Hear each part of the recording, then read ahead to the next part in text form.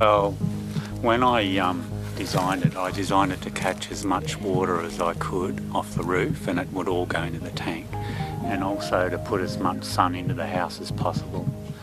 And this is just the shape that I came up with to do those two things, really, and everything else just fell in behind that. What's the basic breakup? It seems like a single room. Yeah, I just wanted one bedroom place. I'm not married, haven't got any kids, so one bedroom's enough for me. And just nice open living spaces and, you know, easy places to live in.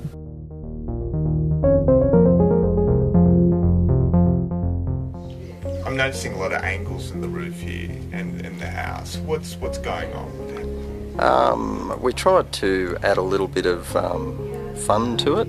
You know, we wanted, rather than flat ceilings, we wanted angled ceilings.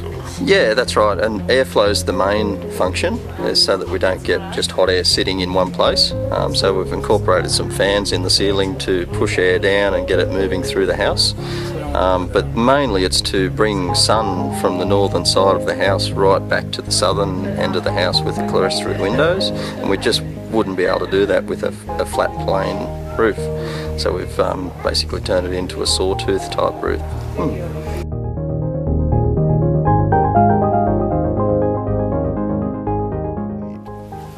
Why build so small?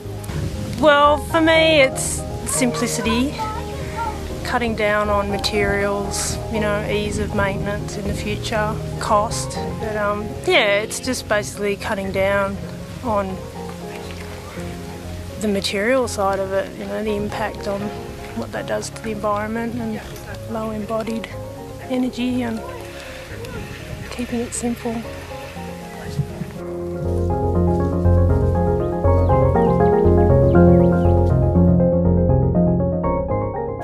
So I think the beauty is definitely part of it. It inspires us. However, not to a degree where it compromises more tangible aspects like energy footprint or, you know, the environmental properties of the materials that are used, paints, and so the best example I can think of where there's a tension is the LED light windows are beautiful. They're really beautiful Art Deco LED light windows, but they had tiny little holes in them. So in winter we had this frigid, ice cold air coming through the windows, only tiny little jet streams. So we've now insulated them. We've retained them. For a while we thought, do we get whole new windows? Because you just can't have holes in your windows in Armidale. So we've retained them, but we've had to make some changes to them. So it compromises the beauty a little bit, but you need both.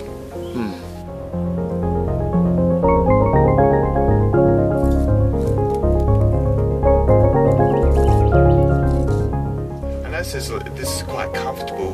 Is there a link between sustainability and comfort?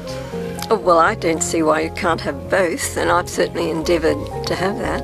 I do find it a most comfortable house to live in. Temperature-wise, it's wonderful. It's cool in summer, very warm in winter, and look at this wonderful deck out here, and water views, and peacefulness, the sound of the birds. I mean, I just love living here.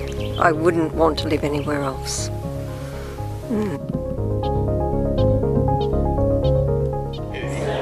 I just was interested about the grey water system you have here. How does it work? It works as a normal septic system to start. All our grey water goes through to the septic system. It then transfers to a reed bed, big tank about 3 metres around.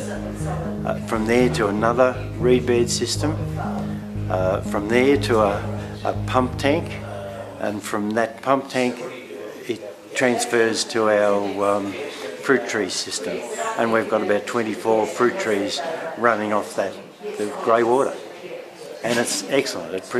This is we put those fruit trees in about 2 years ago, and we'll get a good load off it this year. How's this house insulated? Insulated, it's all the walling is a structurally insulated panel, which is 2 skins of magnesium oxide filled with styrene, and that gives us an R rating of 3.5 for internal walls to an R rating of 3.8 to the external walls. That panelling is also used for our flooring, overlaid with carpet and tiles, and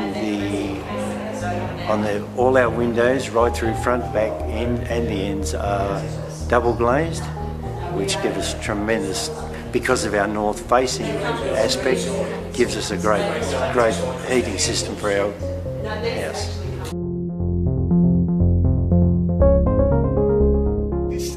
What I'm really interested, Chris, that I think you've looked deeply into is about materials, and all the ins and outs from a sustainability point of view. You're right. That has been a prime consideration. I think probably my wife's been extremely keen on that aspect of things, making sure that from a health perspective it's really good and really easy to work with, and you're not having all the bad smells and stuff like that as you're working with products, both for ourselves and the builders. There's definitely things that we've compromised on. You always end up making mistakes and finding things that don't quite fit that mould, but on the whole, we're trying to find things that are fully recyclable at the end of their life, that sort of come from a natural material basis, preferably involving local products where possible, although we haven't always been able to do that.